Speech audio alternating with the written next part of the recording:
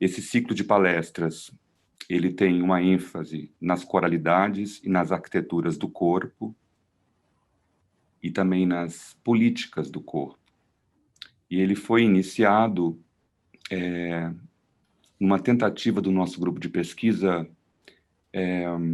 levar adiante o projeto do Marcelo Dene, que foi fundador do nosso grupo há 10 anos atrás, comigo e o professor Antônio Araújo. E hoje o grupo tem também a participação do professor Ferdinando Martins. E nós tivemos a perda chocante do professor Marcelo Dene neste 31 de agosto último. E, em função disso, para tentar até conseguir ter energia para continuar, eu tive a proposta de fazer esse ciclo de palestras com os orientandos e orientandas meus que já estão, ou que concluíram, no caso do Biagio, e também que estão concluindo suas teses de doutorado. Então, as questões que vão vir, tanto por alunos e alunas da pós-graduação que estão presentes aqui nesse encontro, como também de pessoas que estão aqui, que foram convidadas e ouviram o chamado, quem quiser puder mandar, né, lá no laboratório, comentar na postagem algum retorno para essa pesquisa, questões que venham à tona, porque ela está em fase de finalização, então ainda é tempo da gente estar trabalhando, né? É uma pesquisa que eu faço orientação e vai ser apresentada aqui com essa intenção de compartilhar. Também, esse ciclo é um primeiro movimento da gente começar a trabalhar essa espécie de pré-banca, né? Então, esse momento agora para nós é muito importante, porque a vinda do Rodrigo para cá, num momento como esse, onde o genocídio negro é, de novo, top trend das nossas notícias nesse país fascista, racista, que virou o Brasil, então é extremamente, e infelizmente, atual a temática do racismo, né? E nós estamos falando num programa de pós-graduação de artes cênicas na Escola de Comunicações e Artes da Universidade de São Paulo. Quantos negros trabalham aqui? Quantos negros dão aula aqui? Quantos negros fazem seus doutorados e mestrados aqui? Então, é com essa pergunta que eu gostaria de dizer que estou extremamente emocionado, inclusive hoje, porque é, de certa forma, a primeira vez que o Rodrigo vai falar assim, com calma do seu projeto, e é uma pessoa que eu acompanho há muitos anos, desde o Rio Grande do Norte, e que eu tenho, além de uma amizade, um profundo respeito pela dedicação com que ele vem realmente, com a energia que ele vem dedicando a essa pesquisa, né? Enfim, sem mais delongas, Rodrigo Severo, é contigo. Muito obrigado por terem vindo. Em primeiro lugar, boa tarde a todos, a todas e a todos. Então, gostaria de agradecer pelo convite, Marcos. É sempre um prazer compartilhar a pesquisa e a gente conversar um pouco sobre algumas questões que atravessam, né? E nesse primeiro momento eu vou apresentar, né, o material que eu tenho, algumas questões, e se vocês durante a minha fala, né, gerar alguns comentários, perguntas, eu peço que vocês anotem, porque a gente vai ter um segundo momento que a gente vai tirar para a gente conversar sobre essas questões. Mas, inicialmente, eu gostaria de apresentar todo o material que eu tenho, né? E aí a gente, em seguida, retorna para esse segundo momento. Eu vou começar a exibir os slides aqui. Então, o nome da pesquisa é A Performance Negra no Brasil, Estéticas Descolonizadas na Arte Contemporânea. Então, a orientação desse trabalho é do professor Marcos Bulhões. E aí eu vou começar. Para começar aí, eu trago várias questões que na verdade, essas questões, elas norteiam o meu trabalho, né? E essas questões o que as performances de artistas negros permitem pensar sobre o Brasil? Qual a identidade nacional brasileira é possível imaginar a partir dessas obras dos artistas e das artistas afrodescendentes? Quais questionamentos essas obras têm mobilizado? E aí, essas questões, elas me motivam inicialmente, né? Elas geraram, na verdade, uma forma de eu buscar, né, a partir dos artistas, como, na verdade, a obra deles vão trazendo narrativas do Brasil e narrativas que tem uma historiadora chamada de Beatriz Nascimento, que ela fala que a história do Brasil é uma história escrita por mãos brancas. Então, como é que essas performances, elas vão trazendo outras narrativas do Brasil, muitas vezes que a gente desconhece, né? porque a gente não tem letramento racial, e é isso que a Beatriz fala, né? Então, o objetivo inicial da pesquisa é desenvolver, né, uma compreensão do conceito de performance negra e de suas implicações na arte contemporânea brasileira a partir da identificação e análise de ações performáticas de artistas afrodescendentes e coletivo, nos quais a temática étnico-racial está presente em suas obras, tais como Antônio Obar, Dalton Paula, Val Souza, Olivia Baino, Tina Mello, Luana Cruz, Priscila Rezende, Ana Musidoro, Renata Felinto, o coletivo que eu faço parte, né, que eu vou explicar daqui a pouco, Performance, e o Frente 3 de Fevereiro. Esse aqui é apenas um recorte da pesquisa, né, mas tem outros criadores também. E, em primeiro lugar, eu vou, na verdade, também agora apresentar alguns conceitos que eu utilizo, né, como é que eu entendo a performance, na verdade, né, e aí eu vou para Ferral, que ela vai entender a performance como um gênero, né, e como gênero, ela permite ao artista pronunciar vários discursos sobre o mundo e sobre a arte. Ela se tornou um gênero e, como tal, ela pode ser uma vez, todo gênero preenche várias funções, então, de denúncia, de ritual, de discurso sobre o mundo e discurso sobre o eu. E aí eu utilizo, e como é que eu entendo a ideia de performance negra até aqui, né? E aí eu trouxe um aspecto para a gente entender, né? A ideia de performance negra que eu vou entendendo é que ela integra etnia e estética, né? Combina a existência e modo de ação política em que importa a identificação racial, a origem étnica do artista e a expressão de assuntos, problemas e temas e experiências que são recorrentes da sua existência, produzindo a construção de um espaço exclusivamente negro, até mesmo quando a estética mobiliza um conjunto de sistemas simbólicos que não são decifráveis de forma imediata pelo público. Então, isso é que eu vou entendendo como performance negra, né? Então, me interessa muito a identificação racial do sujeito e como ele traz essas questões, né, para dentro da obra, para a performance em si. E aí, eu vou apresentar também outro conceito que eu utilizo, que é essa ideia de representação, né? Se a gente pega essa ideia de representação para trabalhar ela, e aí eu não estou entendendo representação, não essa representação que a gente tem no teatro, na performance, de forma geral, né? Quando a gente fala de representação, a arte da performance, ela surge contra essa ideia de representação das artes, né? Mas essa representação aqui é do ponto de vista cultural, né? Qual a importância da representação, né? Vamos entender aí. E aí nós temos o Stuart Hall, né? Que vai falar, na verdade, que a representação inclui práticas de significação e os quais a representação inclui as práticas de significação e os sistemas simbólicos por meio dos quais os significados são produzidos, posicionando-nos como sujeito. É por meio dos significados produzidos pelas representações que damos sentido à nossa experiência e àquilo que somos. Podemos, inclusive, sugerir que esses sistemas simbólicos tornam possível aquilo que somos e no qual podemos nos tornar. Então, a ideia de representação ela é fundamental. Por quê? O que ela é? Na verdade, ela é uma matriz, né, de referência que a gente tem no mundo, né? Então, quando a gente fala de representação, a gente está falando, na verdade, de sistemas simbólicos, né? E como é que a população negra ela está excluída desses sistemas simbólicos, né? E a gente vai pensar isso a partir das práticas que eu trouxe para vocês, das performances. Então, esse conceito é fundamental, porque ele dá referência estética, política, né? É a forma que a gente se forma no mundo, né? A ideia de representação, que são sistemas simbólicos. E aí eu trouxe outro conceito também da Rosane Borges, que é uma jornalista, professora, que tem falado muito sobre imaginário. E aí eu queria lembrar para vocês o que é esse termo imaginário, né? E como isso vai acionar essas performances. Quando a gente fala do maior crime da humanidade, né? O maior crime contra a humanidade, segundo a ONU, é a escravidão transatlântica. Porque essa escravidão transatlântica ela é totalmente diferente das outras formas de escravidão, porque aí é uma tripla destituição do ser humano, do sujeito, né? Ele vira um objeto, então ele é uma mercadoria.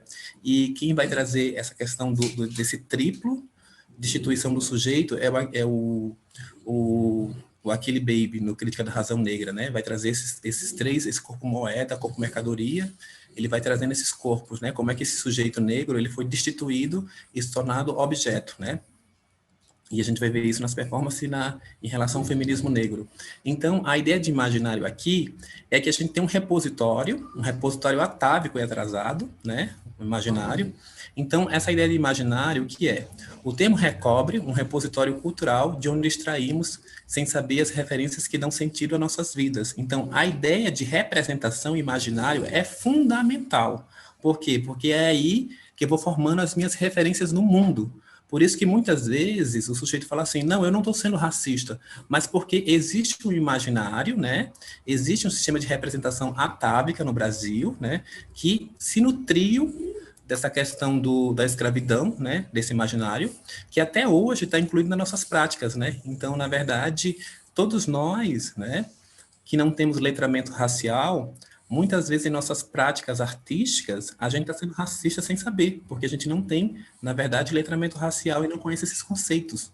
Por isso que a gente fala assim, não, mas eu estou sendo racista, o sujeito, ele nem percebe que está sendo, né? E aí eu queria lembrar mais uma vez uma palavra da Beatriz Nascimento, que ela fala que racismo é o emaranhado de sutilezas. Vamos lá. E eu queria pensar nessas obras desses artistas negros, né, e artistas, como uma questão que é fundamental, que aí o Kabengele, que é esse antropólogo brasileiro, que ele vai falar, que eu acho maravilhoso, para a gente pensar sobre arte, que é essa ideia de cultura e estrutura. A cultura brasileira, ela é extremamente assimilacionista, né? Então, você vai pegar as pessoas mais ricas do Brasil, a classe média, ela consome feijoada, ela escuta na beira da piscina Zeca Pagodinho, ela samba, né? Então, a gente vê que, de fato, a cultura brasileira, ela é assimilacionista. Sim, ela assimilou. Mas, do ponto de vista de estrutura, esses sujeitos estão excluídos. E basta eu olhar para uma universidade como a USP, que eu faço parte, né? Então, é nas instituições que a gente vê essa exclusão, essa estrutura, né, do sujeito. E aí, o Kabengele vai falar uma frase que eu acho maravilhoso, né? Que é assim, na sociedade brasileira, as identidades vacilam, os deuses se tocam, os sangues se misturam, na qual as identidades étnicas, embora defensáveis, nada tem a ver com as leis de pureza. E aí ele está falando essa ideia de mistura, mas ao mesmo tempo os espaços de subalternização são conservados no Brasil, né? Então, quando eu estou pensando nessas performances, eu estou pensando, na verdade, a ideia de cultura e estrutura. Como é que essas performances, elas esbarram na ideia de cultura e estrutura? Como é que elas são capazes de desestabilizar esses discursos, né? E aí é fundamental. Isso é que a gente vai ver. Então, esses conceitos iniciais. E aí, na primeira parte do trabalho, eu vou falando sobre branqueamento e branquitude. E a gente vai entender rapidamente que conceito é esse e como isso está na obra dos artistas. A política e a ideologia do branqueamento é resultado de práticas, de teorias e práticas racistas nascidas da elite branca brasileira, médicos, cientistas, intelectuais, políticos e artistas, no final do século XIX e início do século XX, com o objetivo de extinguir progressivamente o segmento negro brasileiro, na definição da identidade nacional homogênea, pensada como branca. Então, a gente tem aí, na verdade, né, um pós-abolição, em que vai se constituir uma ideia de identidade brasileira, né? E aí, quem é a identidade nacional brasileira? Como é que ela acontece, né? A identidade é pensada para que nós sejamos uma população, pessoas brancas, né? Então, você vai ver que aí, na verdade, há toda uma ideia de extermínio da população negra que vem daí, né? Basta dizer que a cota no Brasil, ela entra com as pessoas brancas. A cota no Brasil, ela entrou com as pessoas brancas, né? Na migração, as pessoas vieram, na verdade, sabendo que ela ia trabalhar, que ela tinha lugar para trabalhar, e ela veio com terra, né? Fundamentais para poder se constituir no país. Então, a cota ela vai aparecer aí com as pessoas brancas no Brasil. Então, veja como no pós-abolição a gente tem uma massa de pessoas negras que estão aí para trabalhar, mas essa massa de pessoas negras não são incorporadas, mas aí a gente traz a migração europeia para o Brasil para que isso seja uma forma de embranquecimento, de branqueamento. Então, essa ideologia ela é baseada no Estado brasileiro. Então, quando a gente fala em branqueamento, não é apenas, é uma política de Estado, né? É bem maior ainda. Então, é isso. E aí, o Kabengele Munanga, em Rediscutindo a Mestiçagem, ele vai trazer uma coisa que eu acho que é fundamental. Ele fala que uma sociedade, uma tal de sociedade seria construída segundo o modelo hegemônico, racial e cultural branco, ao qual deveria ser assimilados todas as outras raças em sua perspectiva de produções culturais, o que subtende o genocídio e o etnicídio de todas as diferenças para criar uma nova raça e uma civilização, ou melhor, uma verdadeira raça e uma verdadeira civilização brasileiras, resultantes da mescla da síntese das contribuições dos estoques raciais originais. Em nenhum momento se discutiu a possibilidade de construção de uma sociedade plural em termos de futuro, já que o Brasil nasceu historicamente plural. Então vejam, na verdade, como quando a gente fala de políticas de branqueamento, a gente está falando da história desse país, né? Essas políticas de branqueamento surgem na história do Brasil. E isso é interessante da gente pensar, né? E aí eu vou trazer para vocês uma performance que vai trazer justamente isso. Eu vou mudar a tela agora e vou exibir esse vídeo, que é do Antônio Abar. Ele não está numa boa qualidade, o vídeo, que aí não tem um registro bom desse material, mas ele vai discutir, o nome da performance é Atos da Transfiguração, Desaparição ou Receita para se Fazer um Santo, do Antônio Abar, um artista que é do Distrito Federal, né? Então, eu vou mostrar e a gente vai discutir um pouco sobre esse trabalho. Ampliar.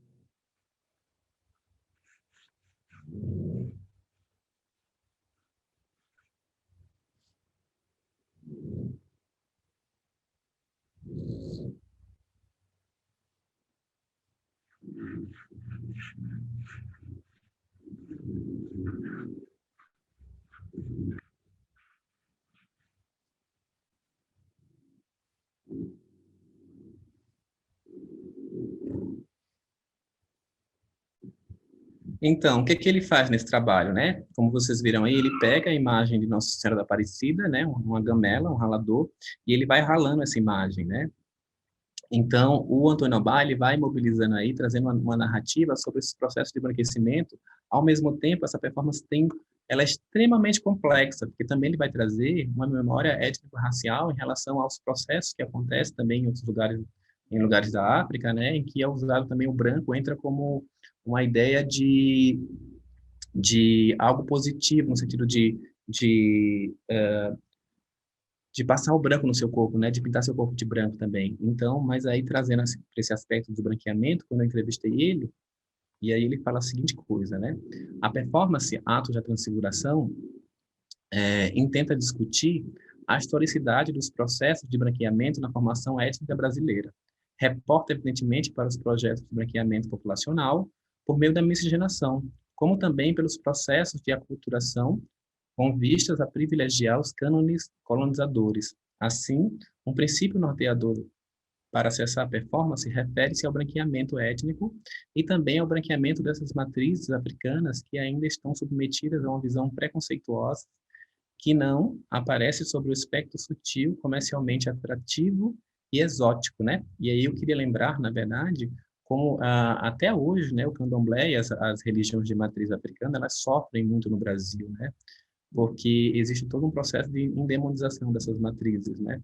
Então, o trabalho do Abar vai acionando essas narrativas sobre o Brasil, que é muito interessante. Não é à toa que esse trabalho é vencedor do prêmio PIPA, E o Antônio Abá, esse vídeo, a gente não tem um registro bom, porque esse vídeo foi pegado pelo pessoal de extrema esquerda e o pessoal de direita também, né, mais conservador, e eles começaram a satirizar esse material, falar que era sacrilégio, porque ele pega a imagem de Nossa Senhora da Aparecida, né, que é um signo nacional.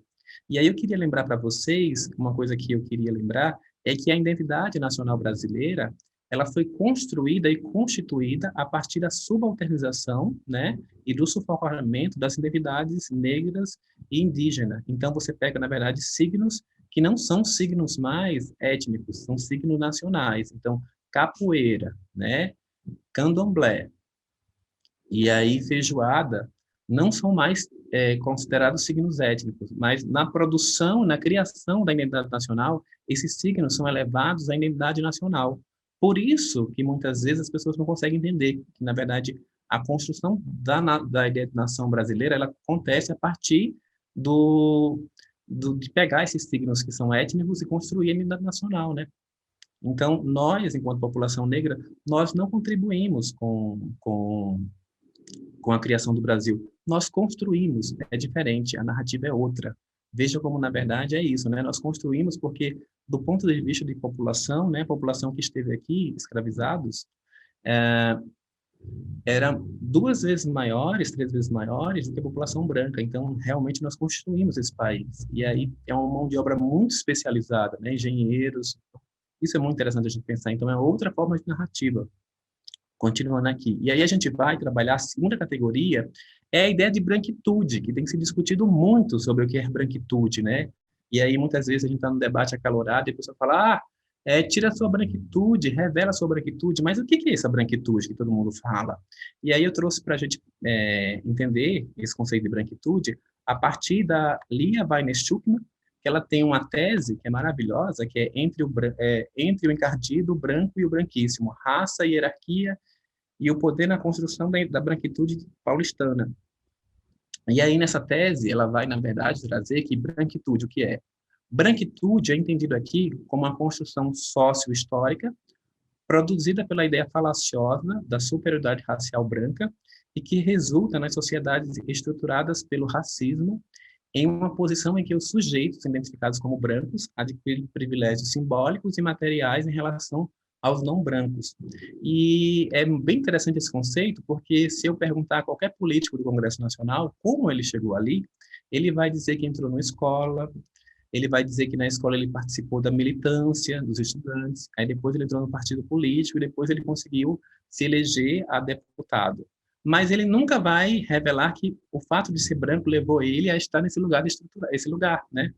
Por quê? Porque isso revelaria uma fraqueza da população branca, porque aí entra a ideia de meritocracia, quando na verdade a gente tem políticas, né, que até hoje inviabilizam a população negra de estar em espaços de poder. E aí eu queria lembrar que não é só estar em espaços de poder, mas é também, como diria Judith Butler, é transformar as normas que regem a sociedade, né? Eu acho que a questão é bem maior, porque não é só, eu não quero só ser inserido, mas eu quero transformar as normas que regem essa sociedade, né? Para que a gente possa pensar numa ideia de igualdade. Então, veja como esse conceito aqui vai ser trabalhado na performance da Renata Pelinto. White Face and Blonde Hair, da Renata Pelinto, ela vai trabalhar, né? E ela vai fazer, na verdade, ela vai se caracterizar de mulher branca, e a gente vai ver antes de eu falar dessa performance. Vou parar a exibição aqui e, de novo, ir para os vídeos.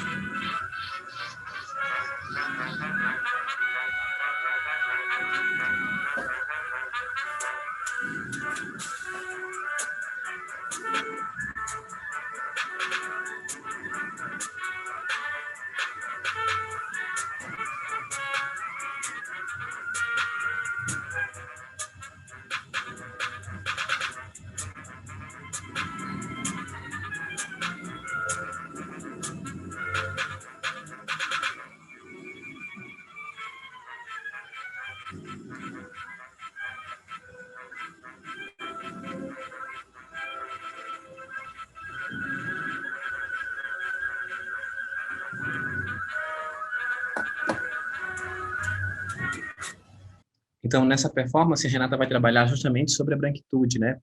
Então, quando eu entrevistei a Renata, ela falou o seguinte, esse trabalho fala de branquitude.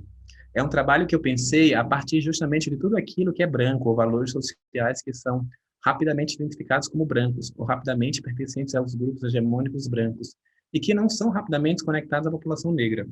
O trabalho exalta um padrão de beleza, que é um padrão de beleza de mulher branca, que não necessariamente se refere só às mulheres loiras, mas às brancas e até mesmo às negras que estão dentro de um biotipo.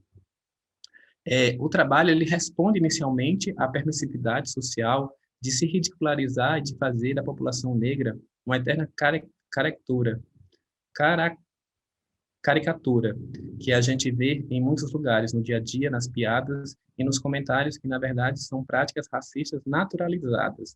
E aí, lembrando dessas práticas racistas naturalizadas, a gente tem um estudo muito bom do Adilson, né, Moreira, que é racismo recreativo, que ele vai falar, na verdade, como é que esse racismo recreativo, né, entra como piada, né, como, na verdade, são práticas racistas naturalizadas na sociedade brasileira.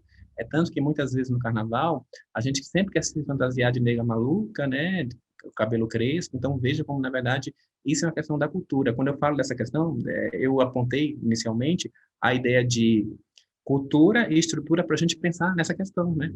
Como é que essas práticas estão naturalizadas na cultura brasileira, né? E aí cabe a gente tirar esse olhar colonizador que nos habita. Então, outra questão, então essa a questão da branquitude, né?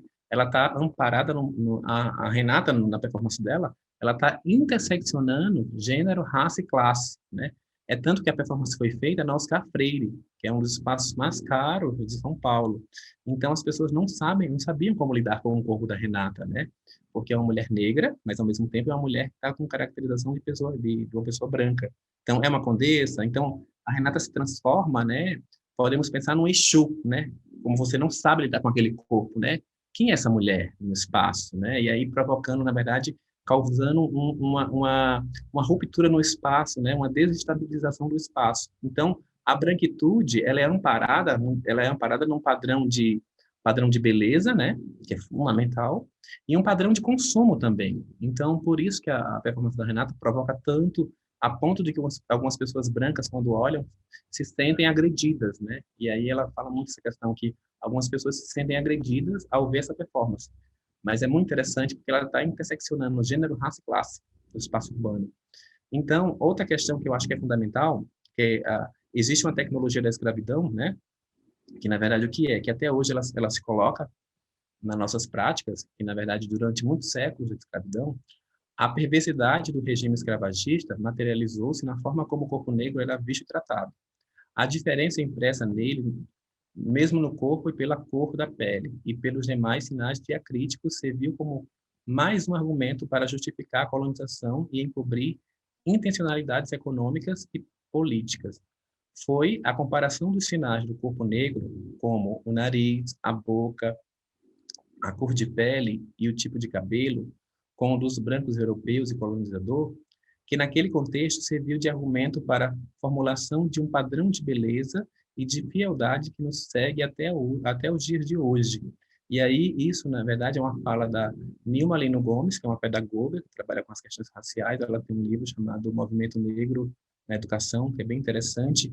E eu queria lembrar também uma fala do Achille Baby, o Achille Baby, que ele fala que, na verdade, a população negra, né, foi aprisionada no calabouço das aparências. E aí, respondendo a essa questão, que é levantada pela Nilma Lino Gomes, entra a performance da Tina Mello, uma artista baiana, de Cachoeira, e no programa o que ela faz? Ela utiliza, na verdade, corretivo, né? Utiliza o líquido corretivo escolar branco para apagar os traços considerados marcantes do seu fenótipo negro na face dela, um gesto relacionado. E aí, na prática, ela, na verdade, chama uma pessoa branca, para que um homem branco, na verdade, para que o homem branco possa passar esse corretivo no rosto dela para apagar as faces, né? Para apagar, na verdade, as marcas da negritude da Tina Mello. Então, é uma performance que vai trazendo essas questões, né? E aí a gente vai ver as imagens, né? Então, tem aí o homem passando corretivo na palma da mão da Tina, e aí você vê no rosto dela também, no próximo aqui a testa, né? O nariz, a boca. Então, isso que eu acabei de ler para vocês, né? São esses sinais, a gente chama isso de sinais diacríticos, né? Nariz, boca, que são marcas da negritude, cabelo. E aí também, daqui a pouco eu vou mostrar para vocês uma performance também que tem tudo a ver com a ideia do cabelo, já já. Então, a Tina Mello. A Maria Aparecida Bento, que é uma professora que tem várias pesquisas e é uma das que iniciam no Brasil a pesquisa sobre branquitude, né? Vem da professora Maria Aparecida Bento, né? É uma das primeiras. E ela fala uma coisa que eu acho que é fundamental da gente pensar, né?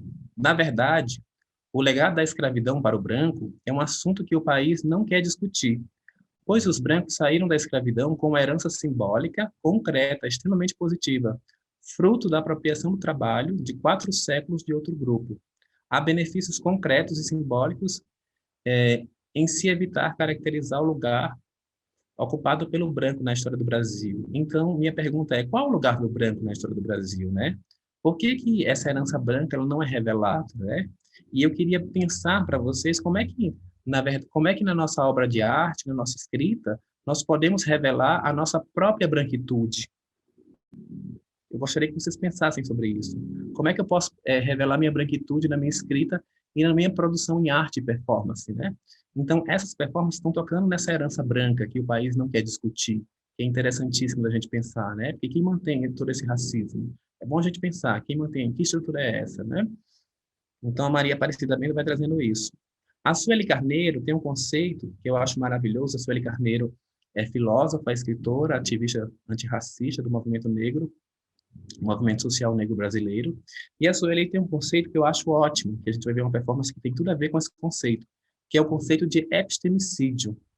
E aí, antes da gente entender esse conceito de epistemicídio, eu queria mostrar a obra, e a gente vai entrar nesse conceito já já. O trabalho é o trabalho da Olivia Baino, né? E o nome do trabalho é Esclarecimento. Então, vamos ver esse trabalho.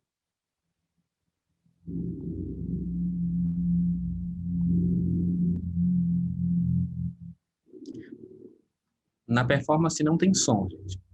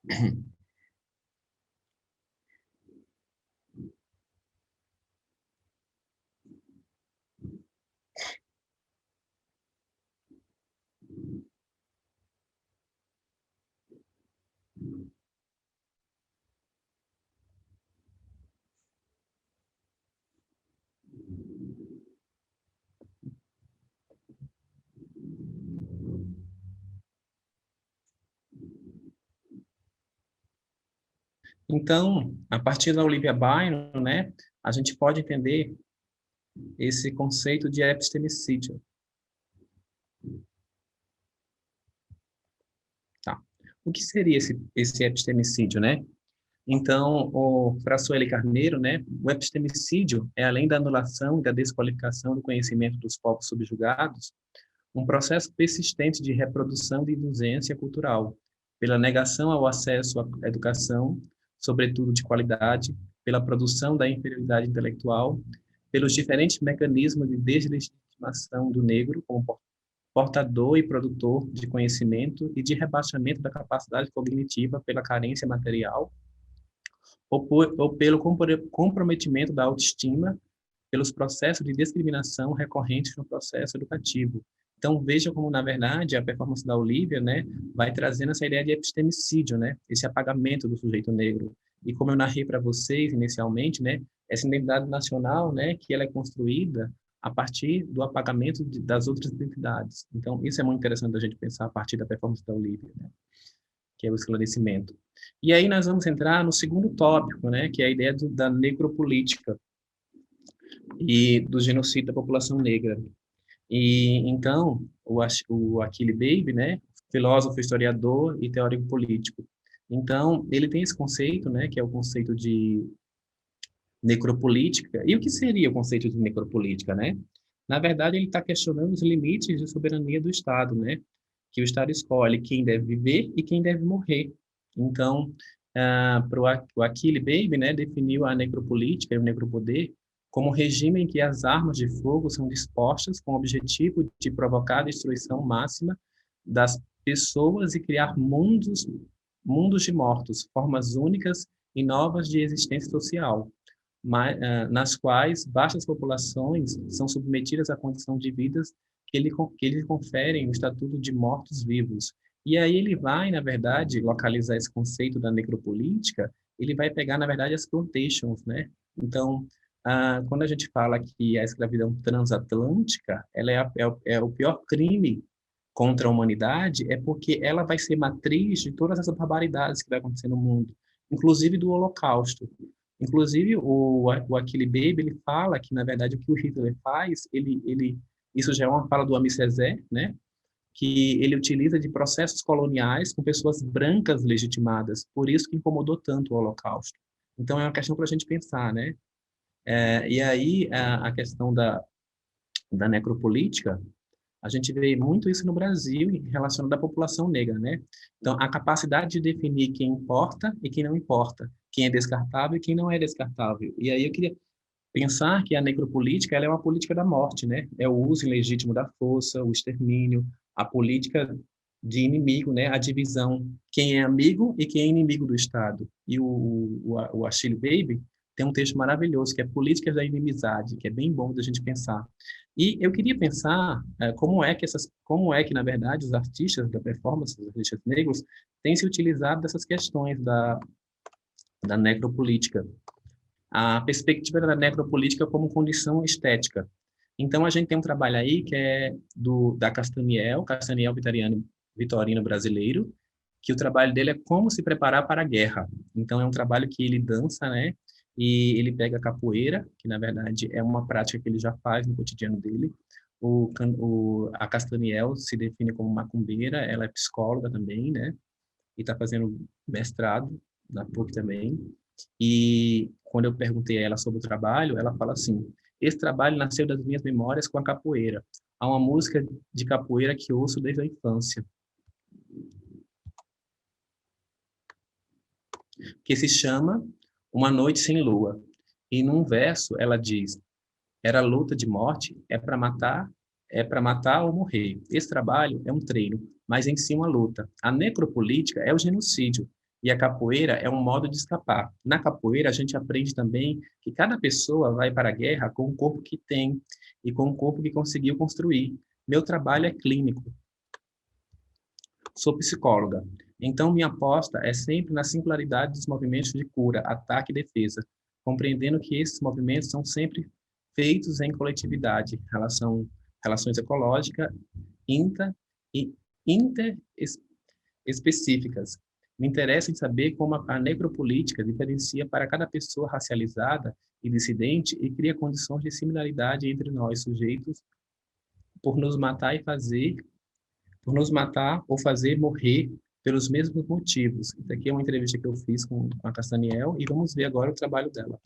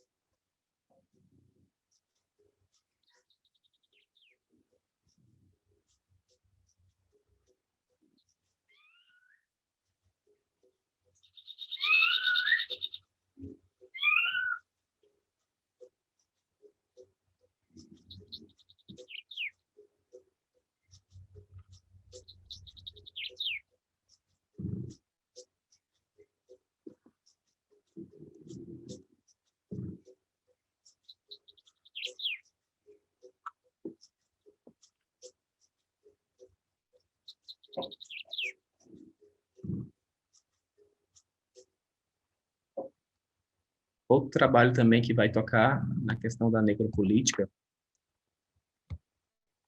é o trabalho 1000 litros de preto, né? É um trabalho da Lucimélia Romão.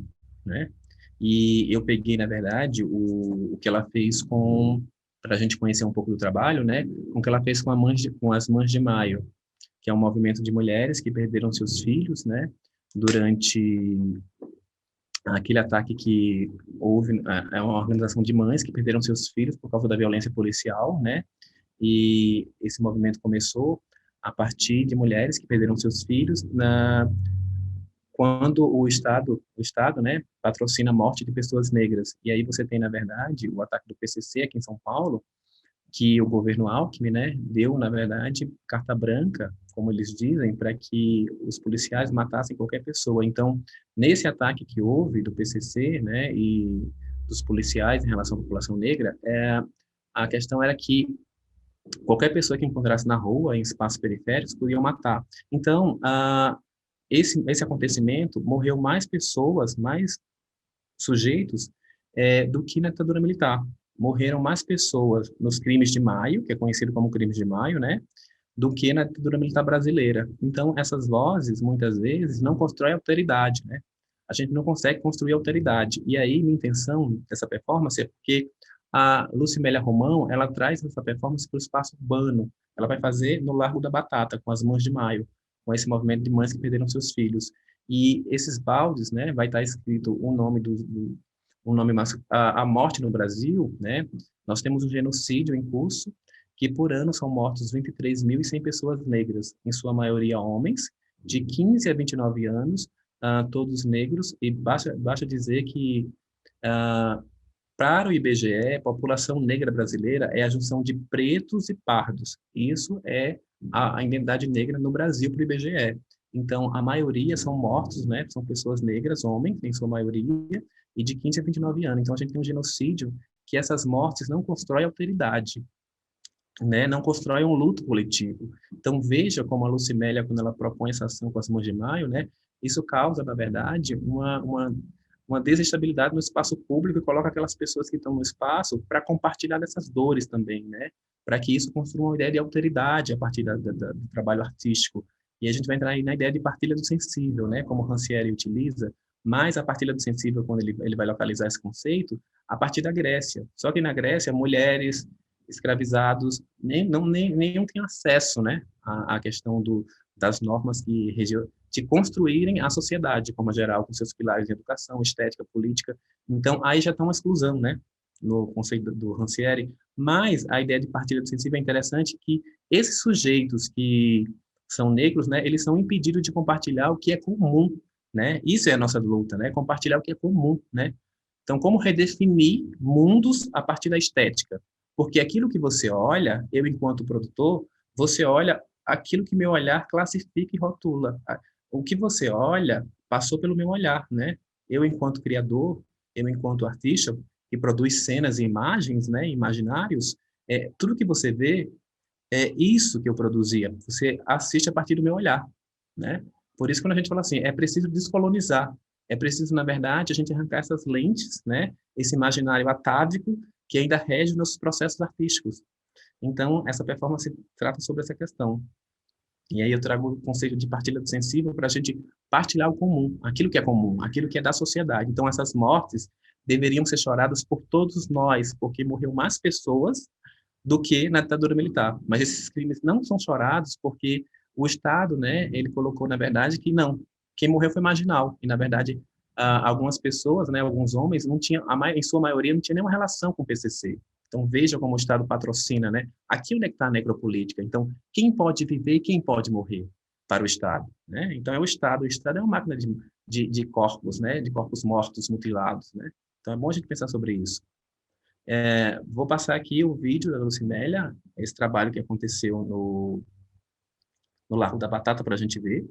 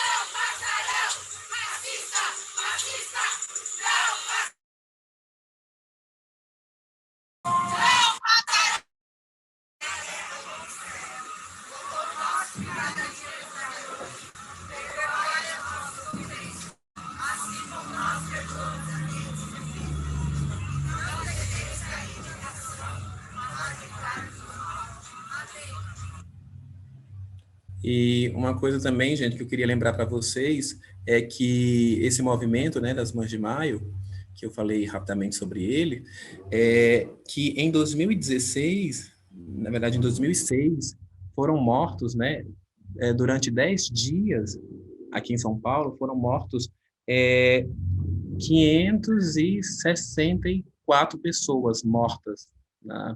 Em sua maioria na periferia de São Paulo, né? Então o movimento ele está localizado em Santos. A Débora, que organiza, está à frente do movimento das Mães de Maio.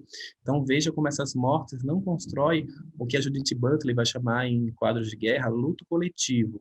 Qual a importância do luto coletivo? É que o luto coletivo ele constrói políticas públicas.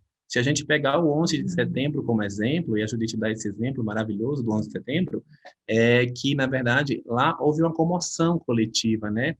E qual é a importância disso? Porque isso faz com que isso construa uma tensão no Estado. O Estado começa a construir políticas públicas. E basta lembrar também a comoção, né, e o luto público que foi construído em torno do Holocausto, né? E aí se construiu políticas públicas também. Então, veja como, na verdade, isso é fundamental. Então, essas mortes, né? E aí, racismo, na verdade, é quebra de alteridade, né? É você não se relacionar com o outro, né? Uma quebra de alteridade é fundamental. Então, veja como esse olhar é quebrado. Quando a gente fala que em 10 dias morreu mais gente do que na ditadura militar, há um problema, que essa morte não é compartilhada. Tipo, as pessoas não choram essas mortes. Isso é um problema para ser resolvido em sociedade, dentro da sociedade. Então, veja como o trabalho da Lucimélia toca nessa questão fundamental. E aí nós temos um trabalho, outra performance do Dalton Paula, com o batedor de bolsa, que na verdade é um estereótipo associado ao homem negro, na verdade o adolescente, né? O adolescente negro e criança. Então vamos ver esse trabalho e aí eu falo dele já já.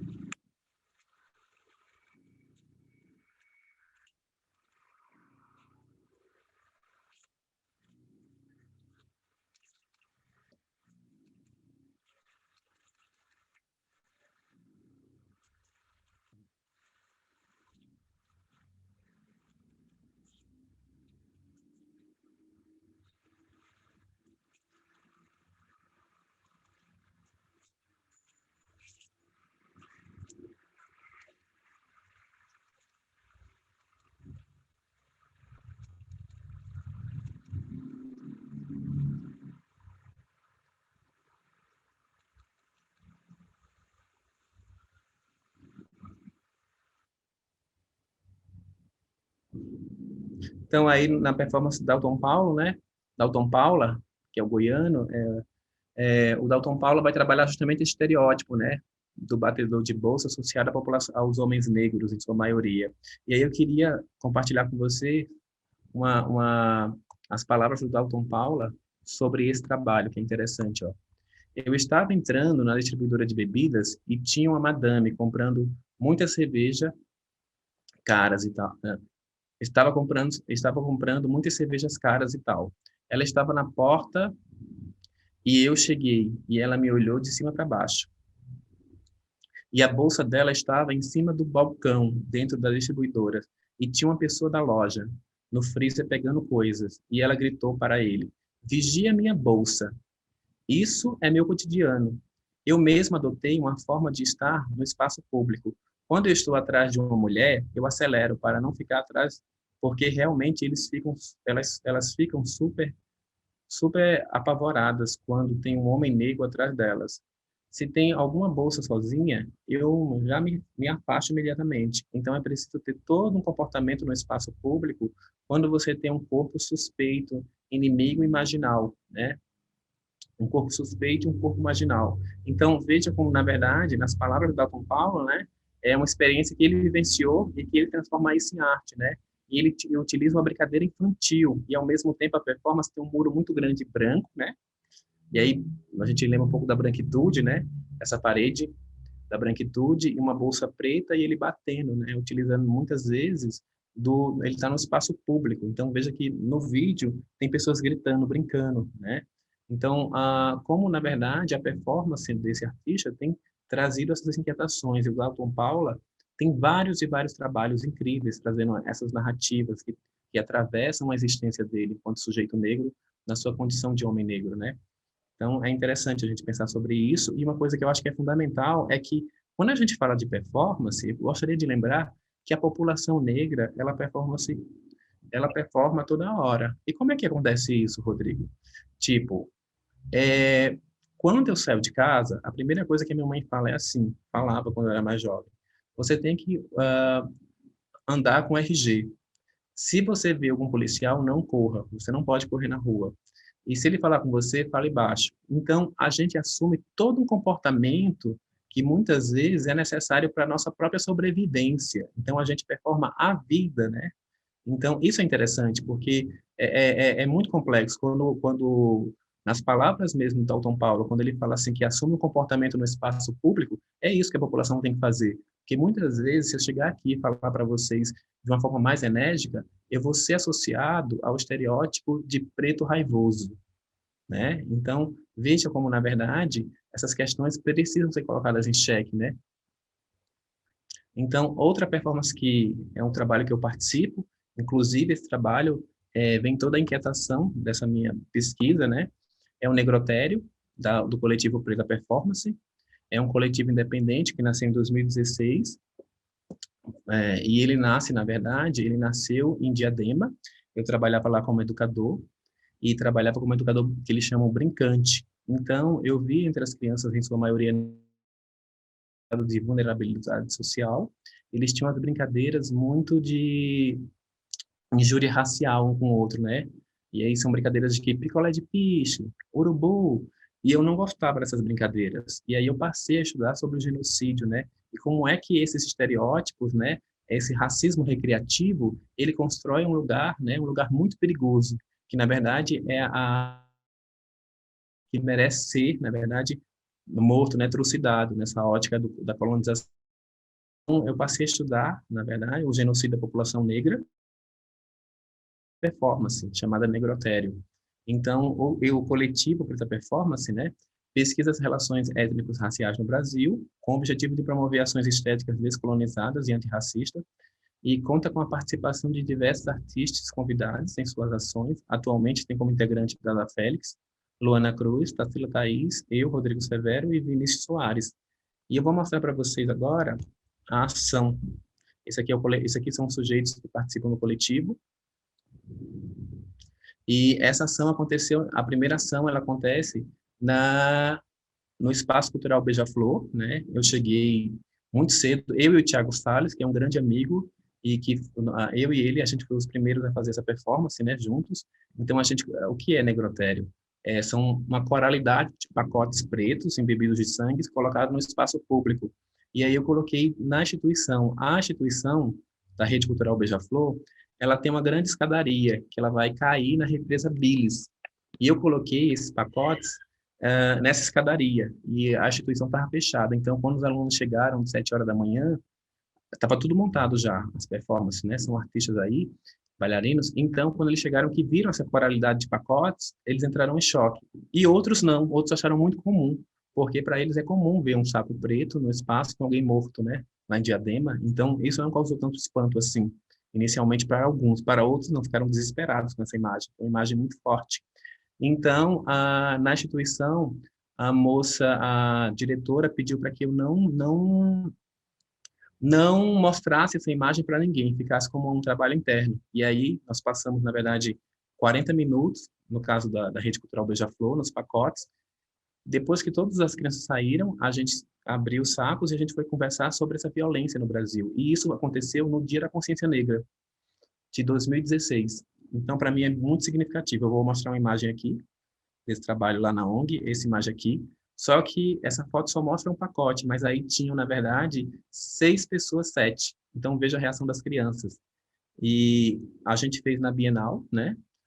A gente fez uma invasão na Bienal. E essa invasão, ela aconteceu, foi a 12ª Bienal de São Paulo, em Certezas Vivas, e ela aconteceu a partir de uma situação de racismo que um educador passou dentro da Bienal, né? E a gente queria fazer uma ação que trouxesse um certo incômodo. Então, os educadores da Bienal, todos, uma grande parte participou da ação, eles estavam no pacote, né? E aí eu tenho um grande amigo que estava na Bienal, é a Diran, né? Amiga, a Diran, e a Diran falou, eu quero entrar nos pacotes também, que isso vai responder o que eu não posso falar de forma escrita ou de fala mesmo. Então, eu vou falar a partir da performance sobre o que eu estou passando aqui na Bienal. E aí a gente fez na Bienal como um ato de guerrilha. E os pacotes ficaram no espaço público e na entrada da Bienal, essa coralidade de pacotes embebidos de sangue, mas a gente não empata a passagem. A ideia é que o público pise nesses pacotes, né? Então, houve toda uma comoção na Bienal, porque as pessoas perguntavam assim, não, mas eu vim na Bienal para ver coisas, para ver morte, o que é isso, né? E aí gerou um grande incômodo na Bienal e uma grande curiosidade, o que é isso no espaço público? E outra ação também que a gente fez, né, foi, na verdade, no Carandiru, né? E é essa ação que eu vou mostrar para vocês em vídeo, que foi feita no Carandiru, que hoje é o espaço chamado de Parque da Juventude aqui em São Paulo, que é o antigo Carandiru. Então, aí entra uma questão fundamental. Como é que a performance pode tocar na ideia da memória social, né? O Carandiru, na verdade, é uma memória que São Paulo quer esquecer, né? E quando eu fiz essa performance, a ideia era virar uma vídeo performance. Sempre foi virar uma vídeo performance. A gente ia fazer durar, na verdade, 2 horas. Geralmente as pessoas passam de 3 a 4 horas no pacote, né?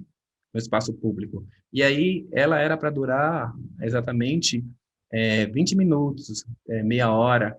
Então, o que aconteceu? A gente fez no espaço público, mas a gente não sabia. A gente fez no lugar onde começou a matança dos corpos em Carandiru.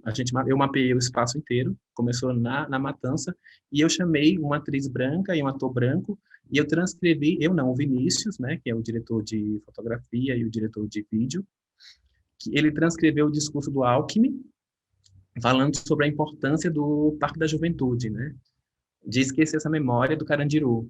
E, inclusive, ele fala que os policiais fizeram certo, mataram, né? E a gente conta que foi 101, né? E não foi, na verdade, né? Do ponto de vista oficial, está 101, mas quem viveu essa realidade sabe que foi muito mais. E o espaço é totalmente controlado, né? Eu não sabia disso, o espaço é controlado.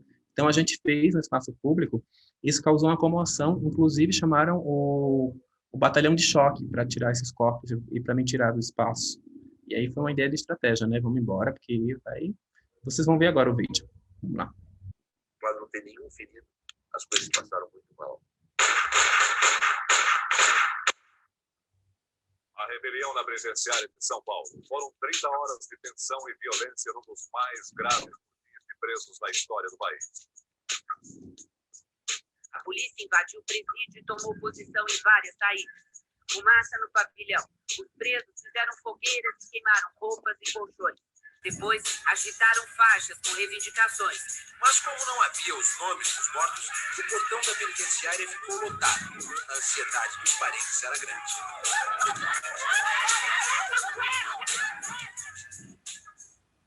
Bom dia, companheiras e bom dia, companheiros. Bom dia, São Paulo.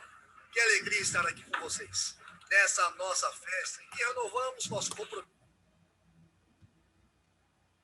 com São Paulo e com o Brasil. Saúdo com carinho nossos aliados de partido, que vamos com muita garra levar a presidência do nosso país. O presídio, inaugurado em 1920, funcionava na zona norte da capital, exatamente neste local. Carlos Almirante Borges da Silva. Carlos Antônio Silvano Santos. Carlos César de Souza. Claudemir Marques. Cláudio do Nascimento da Silva. Cláudio José de Carvalho.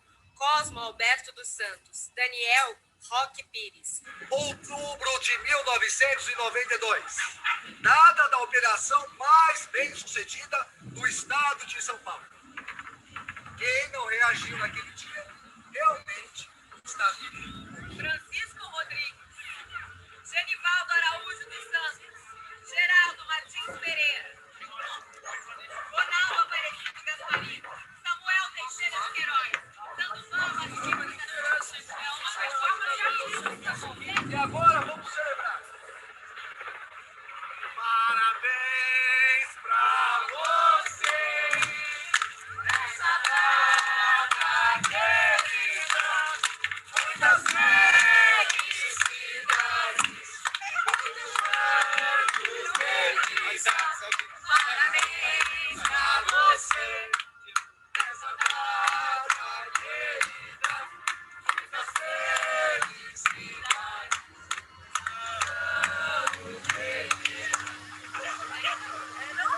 Pro massacre nada! Tudo! Como é que é? É pique! É pique, é pique, é pique, é pique. É hora, é hora, é hora, é hora, é hora. Massacre, massacre, massacre.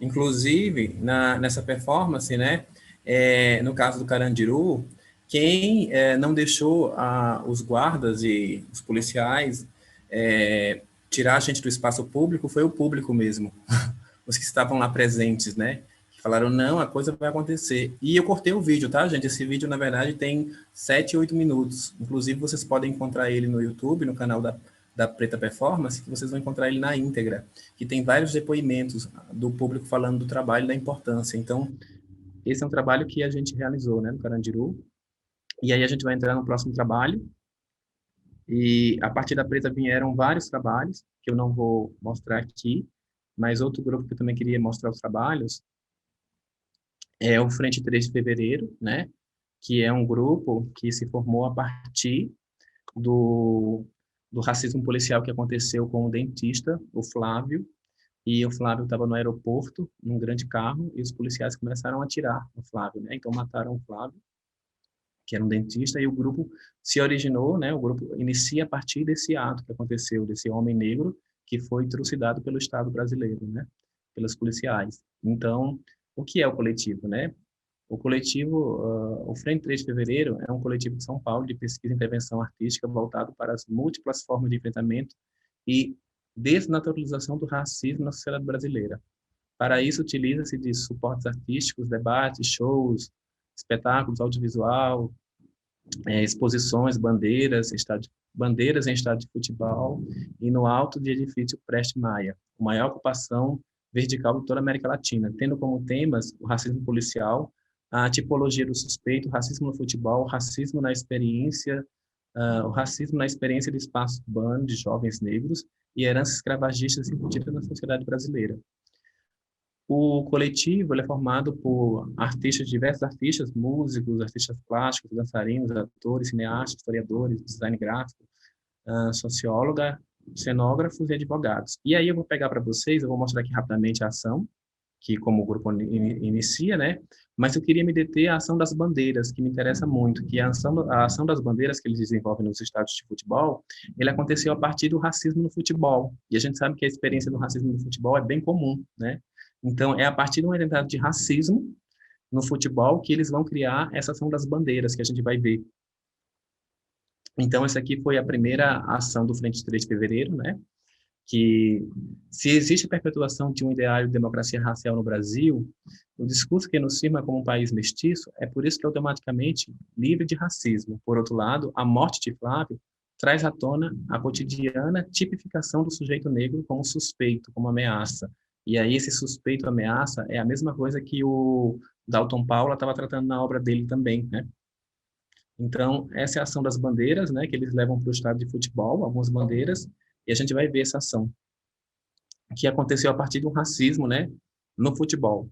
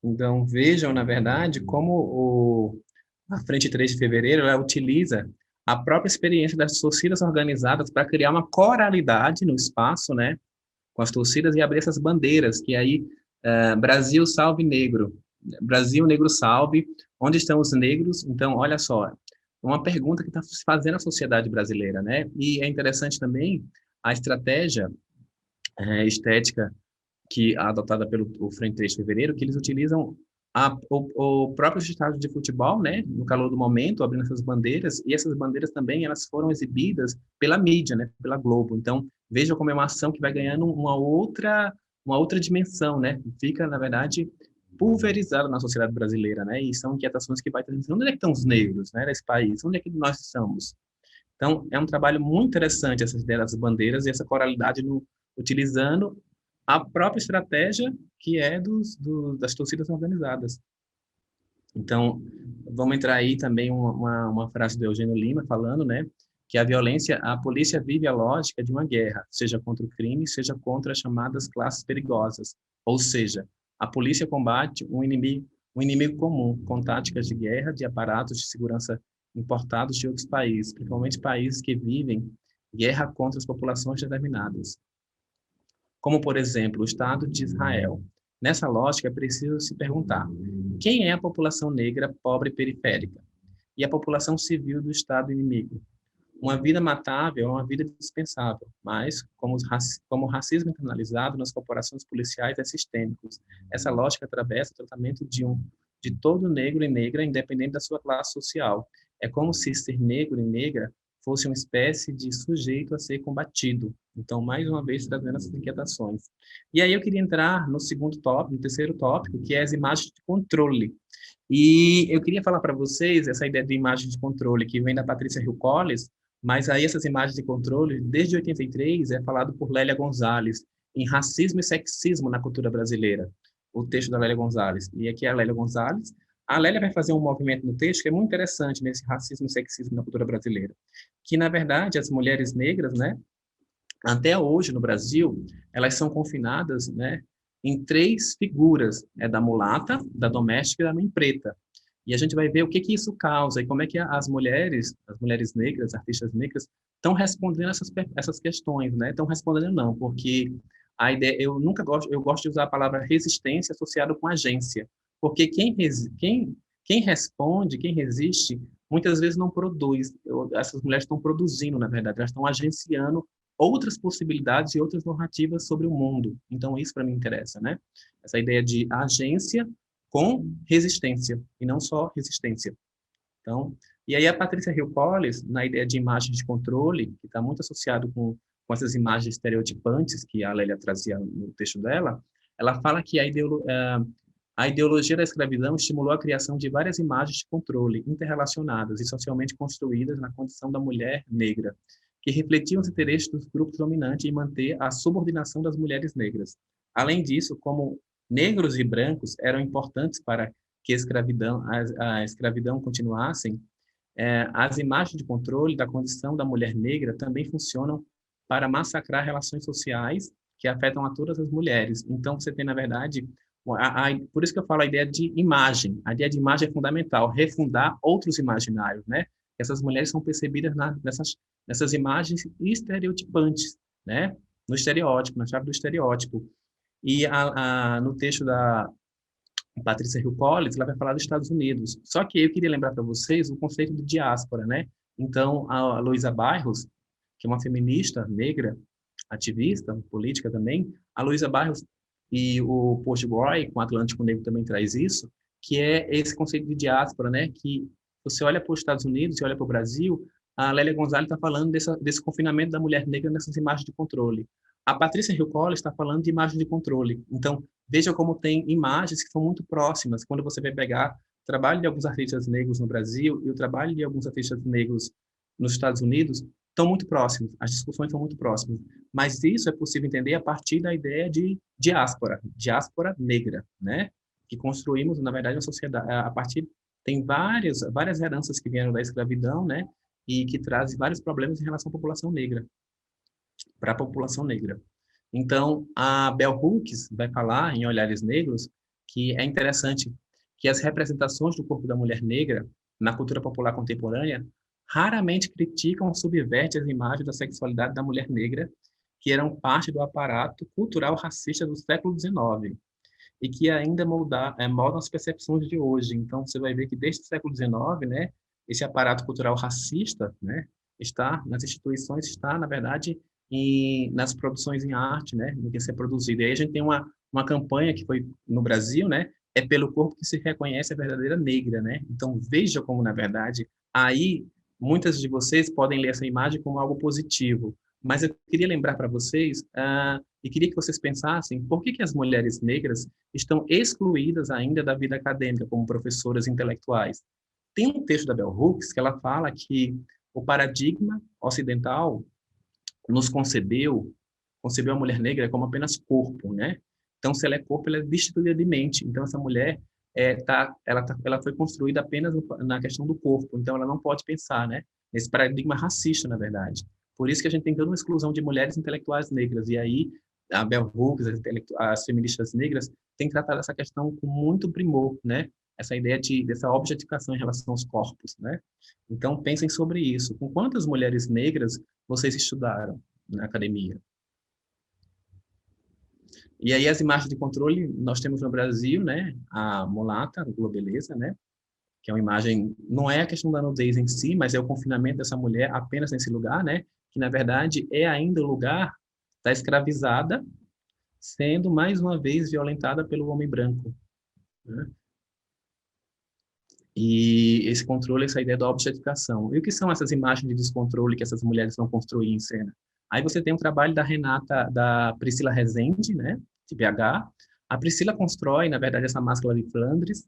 E eu queria lembrar que a Grada Quilombo, em Memórias da Plantação, vai falar que essa máscara representa toda a colonização, né? Ela está falando do silenciamento dessas vozes, né? Que estão silenciadas até hoje na academia.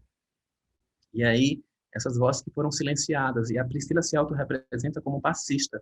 E ela coloca a palavra mulata, coloca a palavra mula, coloca a palavra sargentelli, e com essa máscara. E na ação ela samba, samba, samba até a exaustão. Então ela não está sambando porque ela quer, ela está sambando em detrimento do olhar da branquitude, né?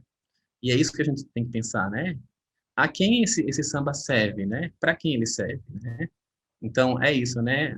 O Brasil, até recentemente, até antes do governo Lula, né, ele tinha o costume de vender nossas mulheres, né, produto externo. E aí, com o governo do Lula, tem toda uma questão de não pensar mais nessa questão da venda da mulher, né, de produto internacional, né, a mulata. Então, isso é muito pesado. Então, veja como esses imaginários vão construindo lugares de subalternidade que essas mulheres não podem ocupar outros postos. Então, elas são, na verdade, tiradas da vida pública por causa dessas imagens de controles. E aí, a Priscila falando do trabalho dela, ela fala: o corpo negro, em especial feminino, é representado em estereótipos pejorativos de hipersexualização e mercantilização, como um corpo de fácil acesso, vendável, desfrutável, desprovido de sua privacidade e controle, como um corpo livre. Em meu trabalho, mais especificamente nas performances Barganha, Vem para Ser Feliz e Perfuração, Purificação, busco me apropriar desses lugares não como representação da fraqueza, onde este corpo se mantém sobrepujado e limitado a estes lugares elencados, mas sim um corpo emancipado que recusa tais representações e carrega em si a força e poder capaz de impor em posição de resistência e confronto, né? Então ela constrói uma imagem que eu chamo de descontrole sobre essas imagens de controle, né? Outra performance também da Priscila Rezende, Bombril, que ela utiliza seus cabelos para arear as panelas. Mas aí, quem vê essa performance, eu entrevistei a Priscila em 2018. Eu entrevistei a Priscila e perguntei sobre esse trabalho, e geralmente esse trabalho foi viralizado, então alguns de vocês já viram esse trabalho. Tenho quase certeza, quem não viu vai ver agora. Então, esse trabalho, as pessoas ficam só com a questão do cabelo, né? Que é isso que a gente viu há pouco tempo. Esses sinais diacríticos da negritude. Mas é interessante a gente pensar que a Priscila está no chão e ela está com uma roupa que lembra uma pessoa escravizada. Então, veja como há uma conservação dos espaços de subalternização em relação à mulher negra. Então, eu queria que vocês pensassem também que lugar vocês ocupam na pirâmide social, né? Para a gente pensar sobre isso, né? Então, essa mulher é triplamente oprimida, né? E aí eu vou mostrar, antes disso aqui, eu vou mostrar o vídeo da Priscila.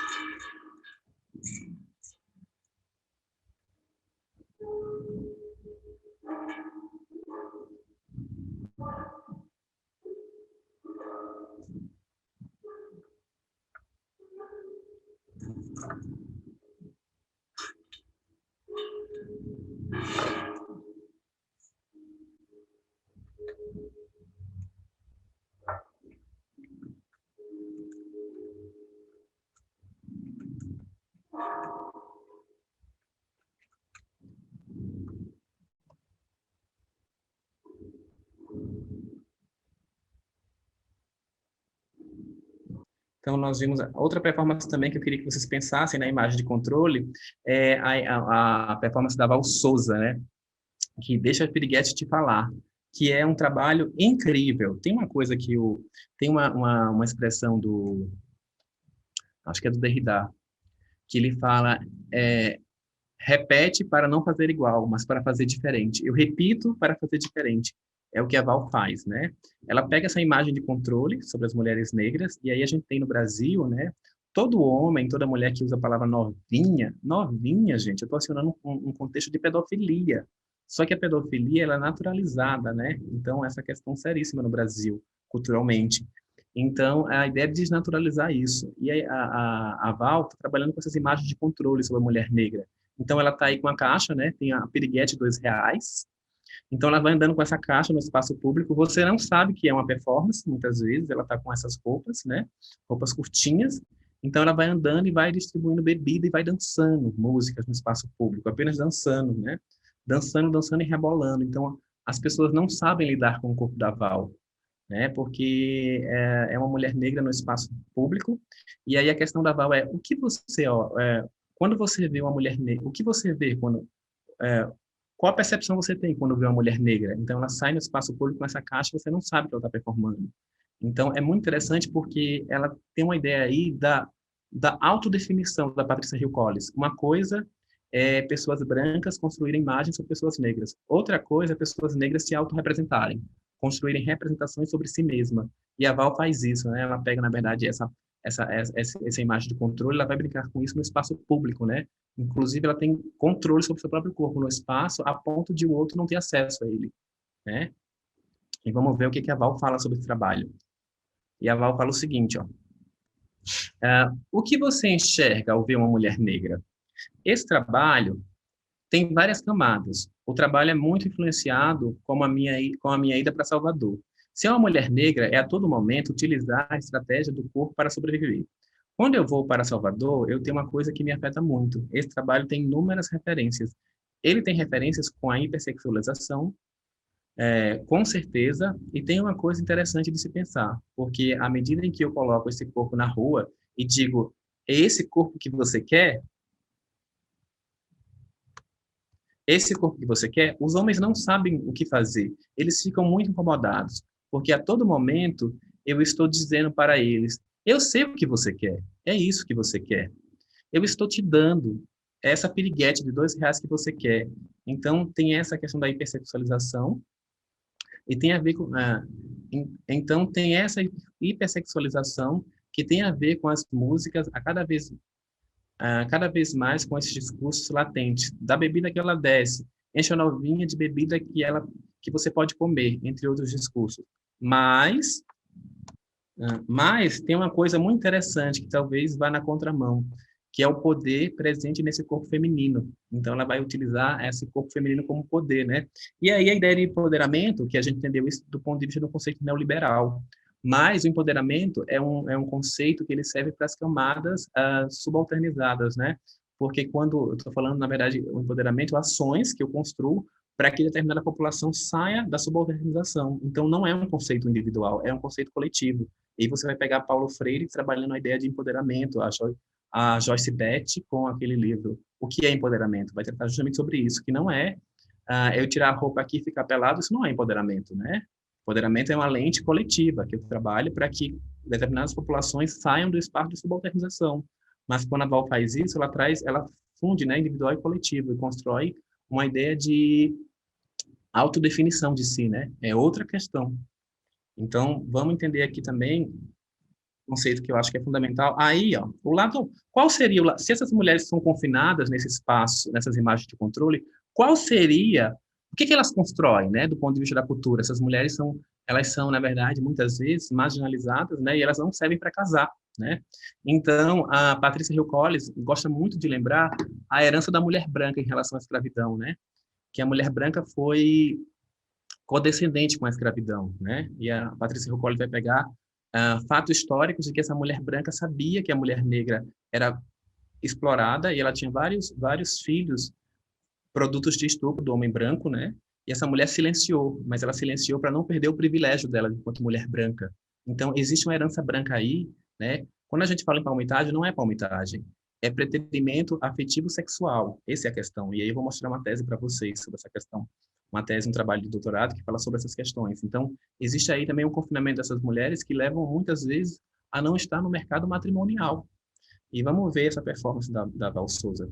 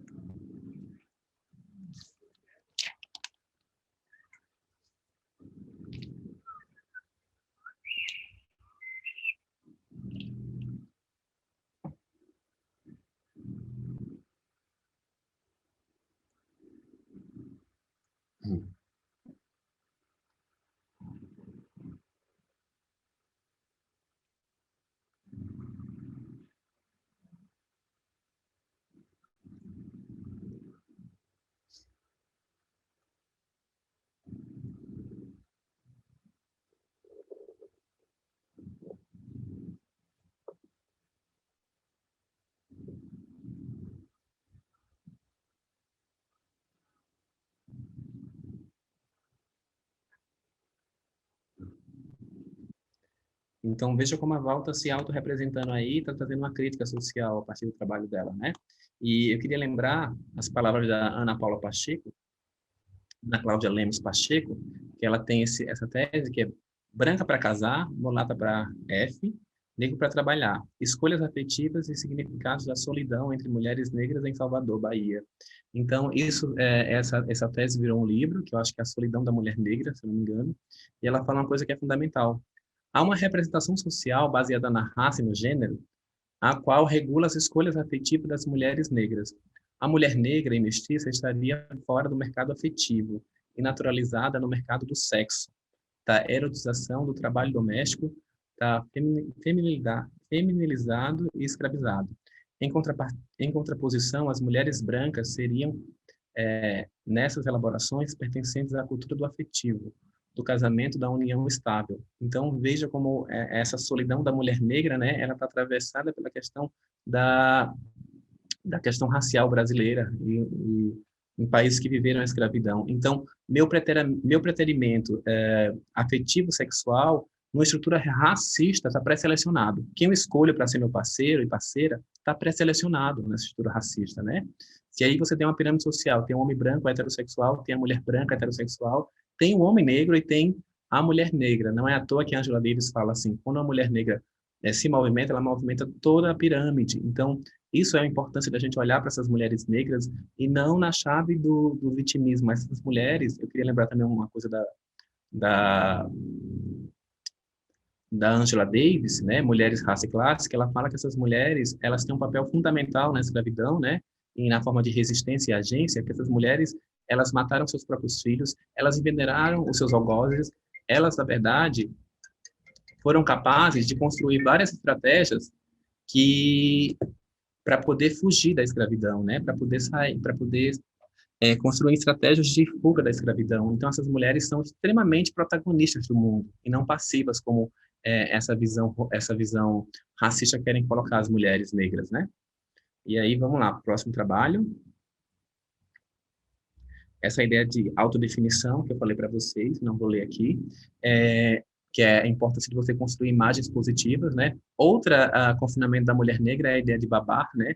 E aí você tem a performance da Ana Flávia Cavalcante, que é a babar que é passear, que ela pega, na verdade, essa dimensão desse confinamento da mulher negra, e aí ela coloca no espaço urbano, dizendo que essa babar quer passear, né? Essa babar quer ser alguém.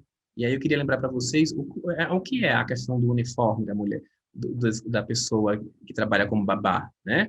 É que, na verdade, você está objetificando esse sujeito e você está construindo um lugar, quem é patrão, quem é empregado, através da roupa, né? Quem, na verdade, ali, o espaço de subalternização está sendo conservado a partir da roupa. Então, no Brasil tem essa discussão, né? Não, mas as roupas, é que a roupa tem uma ideia de objetificação, que é uma ideia da objetificação que vem desde a escravidão. Basta dizer que a escrava doméstica, né? As roupas que ela usava não eram, elas tinham toda uma forma de se vestir, porque isso mostra status social para a pessoa branca. Então, a questão do uniforme é isso, você distinguir quem é patrão e quem é empregada no Brasil. E aí vamos ver como é que a Ana Flávia responde essa imagem de controle.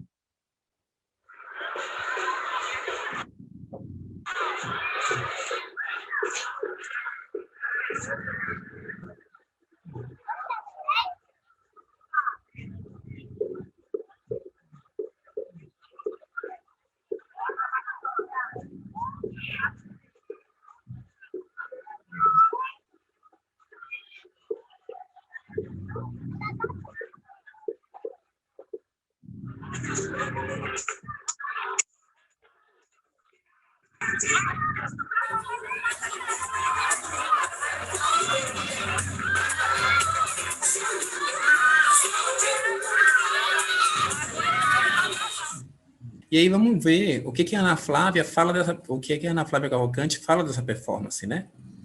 Qual é a fala dela? A babá quer passear, me surgiu em um sonho. Sonhei que era uma babá e estava dentro de um carrinho de bebê gigante, cor-de-rosa. Essa imagem reverberou em mim por dias. Decidi, então, produzir esse sonho com o intuito de provocar a discussão sobre a invisibilidade da empregada doméstica no Brasil. Afinal, a cena se repete quase que diariamente. Mulheres negras periféricas em situação de vulnerabilidade social e econômica atuando no trabalho doméstico. E se invertêssemos os papéis? E se agora a babá quisesse passear, dar uma volta, se distrair, se cuidar? Então, veja como, na verdade, outro trabalho também que eu vou trazer para vocês é um trabalho da Ana Musidoro, chamado Leite Derramado. E a Ana vai agenciar, né, e vai responder a ideia da ama de leite, né? Essa ama de leite que a gente teve aqui em São Paulo, um candidato a prefeito, que ele fala assim, o repórter pergunta se ele é racista, ele responde assim, não, eu fui casado com mulher negra, eu tenho amigos negros, inclusive quem me criou foi uma mulher preta, foi uma mãe preta. Então, essa ideia de mãe preta é interessante, né, porque na verdade, uma representação do homem branco e das mulheres brancas em relação às mulheres negras, né, o confinamento delas, a servidão antiga, a servidão eterna. Basta lembrar também, né, que essa ama de leite, ela era obrigada a deixar seu próprio filho para poder nutrir a pessoa branca, seu algoz, né? Então, como é que uma mulher que foi forçada a abandonar seu próprio filho, ela vai criar o filho de uma pessoa branca com amor e carinho e essa passividade da mulher negra em relação a essa imagem? Então, essa imagem da ama de leite é um imaginário da pessoa branca em relação às mulheres negras. Então, a servidão coletiva. E aí, a Ana Musidoro vai fazer essa performance. Antes de tudo, é preciso dizer que falo de mulheres destituídas de seu corpo e de suas afetividades, forçadas a abandonarem seus filhos para nutrir uma relação de amor e cuidado com os filhos e famílias de senhores de engenho. Não temos relato dessas mulheres na história oficial do Brasil, apenas registros de narrativas dominantes por meio de fotografias e retratos, eternizando no imaginário popular brasileiro o estereótipo de um amor subalterno, que reitera e atualiza a farsa do amor e a servidão compulsória dentro de um sistema escravocrata, apaziguando a complexidade das relações interraciais de gênero e nos processos de racialização dos corpos. E aí vamos ver agora a Ana Musidoro, a performance dela. Vou falar para vocês que a performance da Ana Musidoro, ela tem 10 minutos, mas aí eu vou passar, tá, gente? E essa performance não está acessível. Então, eu vou passar, eu não consegui cortar esse vídeo. Eu vou passar e vou passar algumas imagens, não toda. E esse é o primeiro registro da performance, né? A que eu vi no aparelho Luzia foi outra, né? E a performance é isso, ela está em construção, mas a ação continua a mesma.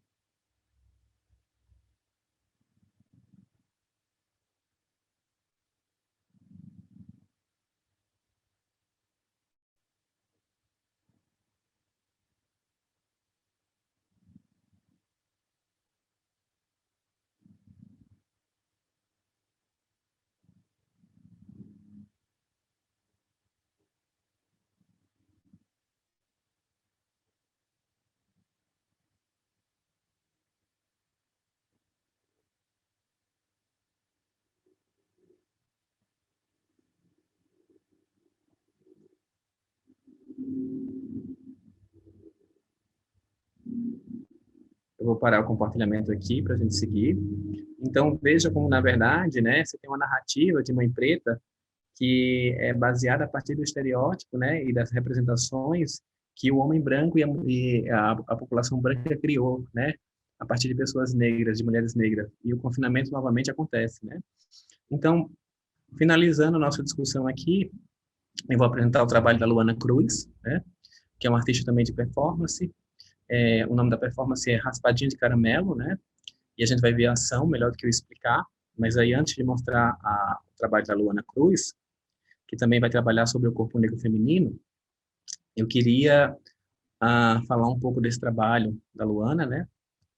Que ela fala assim, ó: a ação parte de estudos sobre o processo de deformação do corpo feminino negro e trata da imposição da construção de sua sexualidade e de autoimagem, baseada em padrões estéticos, comportamentais e representações de que ele não cabe e não suporta a construção e o estilaço de uma segunda pele, uma armadura em tempo real a partir de um ritual de beleza, tortura, depilação, se dar como meio de revelar as camadas que formam esse corpo feitiçado, esculpido pelo imaginário popular, presente em olhares, ações e situações cotidianas, instituições, baseado em estereótipos e arquétipos que o definem como objeto e abjeto, evidenciando as marcas violentas de uma alienação da identidade negra, provocadas pelo projeto de branqueamento, e cria um novo espaço-tempo que garante a esses corpos o domínio sobre a sexualidade e existência. E aí eu queria lembrar a ideia de exótico. A palavra exótico é muito interessante, porque o que é exótico? É aquilo que está fora da minha ótica. Então, exótico. O exótico aí constrói uma dimensão bem interessante, a palavra exótico. Por quê? Porque o exótico ele constrói uma dualidade. Ao mesmo tempo que gera fascínio e gera desejo, do lado oposto ele gera repulsa e vontade de matar. Então, veja como, na verdade, a ideia de exótico ela é muito interessante. Aquilo que está fora do meu campo de visão, aquilo que eu não me relaciono, né?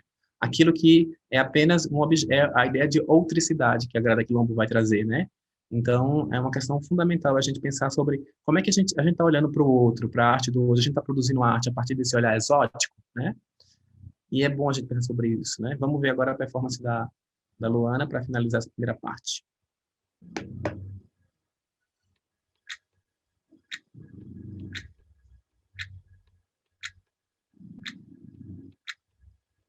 Receita de mulher. As muito feias que me perdoem, mas beleza é fundamental. É preciso que haja qualquer coisa de flor e qualquer coisa de dança, qualquer coisa de outro couture e tudo isso.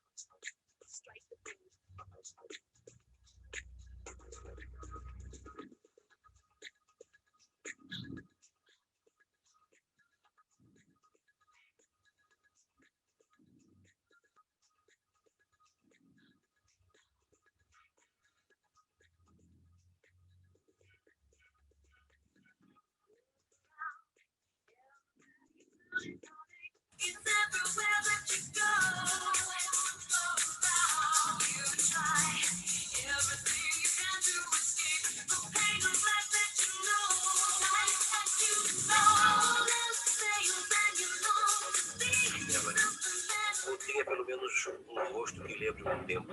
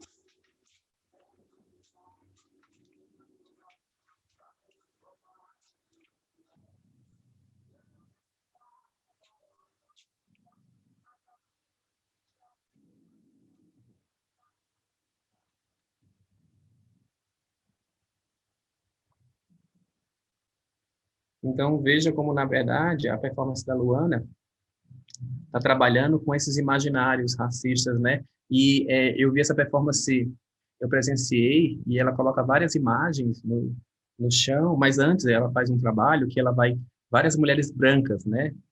Mulheres brancas, mulheres brancas que são consideradas como símbolos sexuais, né? E ela vai pedindo para o público escolher essas imagens. E aí, na performance, ela vai fazendo ela joga essas imagens no chão, né? E ela vai fazendo essas poses e passando essa cera no corpo dela, né? Então, veja como vai ativando o imaginário e vai trabalhando com esses estereótipos, né, esses arquétipos, em relação às mulheres que estão dentro de um padrão, né? Então, esse corpo que está se adequando a um padrão branco, né? E aí eu queria lembrar a fantasia por trás do branco, que o Achille Baby vai falar, né? Tornou-se a marca de um modo ocidental de estar no mundo, de uma determinada figuração da brutalidade e da crueldade, de uma forma singular de predação e de uma capacidade inigualada de sujeição e de exploração dos corpos estrangeiros. Isso aí é o Achille falando da escravidão. Como é que essa fantasia por trás do branco até hoje ela existe, né? E a Isidio Nogueira, com a tese dela, falando de significações do corpo negro, ela fala uma coisa que eu acho fundamental. A cultura construiu a categoria negro, enquanto o signo produz para o indivíduo negro uma posição de ambivalência, confere-lhe um paradigma, o da brancura, enquanto lugar de identificação social. No entanto, por representar justamente o outro da brancura, tal identificação é ipso facto interditado, né? Então, veja como, na verdade, eu construo um paradigma branco para esse sujeito se adequar. Então, por isso que eu falo que é necessário descolonizar o nosso olhar, a nossa arte. E aí eu queria lembrar, finalizando já, né, que o Fanon, né, em Condenados da Terra, vai falar que a descolonização se refere a mudar a ordem do mundo, um programa de desordem absoluta, realmente a criação de novas existências, novas linguagens e novas humanidades. E aí minha pergunta e aí eu faço uma pergunta para vocês, enquanto alunos, enquanto artistas, enquanto produtores de imagem, né, e pesquisadores, como é que as categorias de gênero, raça e classe atravessam a pesquisa de vocês? Existe pesquisa neutra? Existe pesquisa neutra? Nós somos sujeitos neutros? Então, como vocês podem revelar a branquitude de vocês e problematizar no trabalho de vocês? E aí, para finalizar essa primeira parte, as considerações finais, né? Eu vou ver na produção desses artistas, né? A produção dos artistas negros no campo da performance produz respostas sobre as relações étnico-raciais e aciona novas narrativas da história do Brasil, à luz da permanência de problemas da condição social do sujeito negro na atualidade. Então, veja que essas imagens são mais atuais do que nunca. E é isso, gente. A gente finaliza aqui a primeira parte. Obrigado.